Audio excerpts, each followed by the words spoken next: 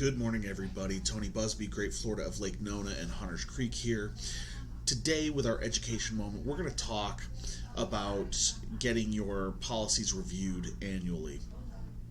We should always do this, whether it be a home, auto, commercial policy. No matter what it is, you should review it every year. Because, like with homeowners, the value of your home last year may not be the same as it is this year.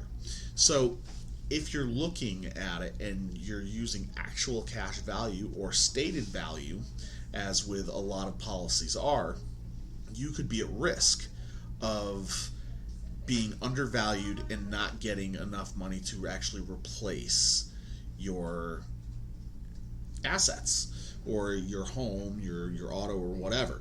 So it's always good to evaluate that. For instance, I had a client, which I can't say any names, but that client bought a house for, close to $1 million. When I looked at what the other agent had written him as, he had only written that property for $520,000 as stated value. So, as a stated value of $520,000, the guy owns the house for almost $1 million. Half of his asset is not covered because it's stated at $520,000. So if he had a catastrophic event that wiped his house out, he would not have enough money to replace that home. It's also very important to look at your policies to see if your insurance agent had got you covered as actual cash value or replacement cost.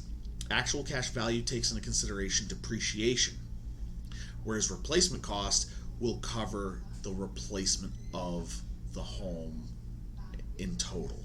So just little tidbits on things you need to look at when you do your annual financial review of yourself to make sure that you have proper coverage, make sure that you're not undercovered, and make sure you're not overcovered. Because like years like this, where property values are super high, maybe you owe a lot less and you just want to have the replacement cost, then we can make something like that happen. So just get with everybody, your insurance agent, and make sure that you have the right stuff. I wouldn't want to see anybody out on the street. I'll talk to you guys next week.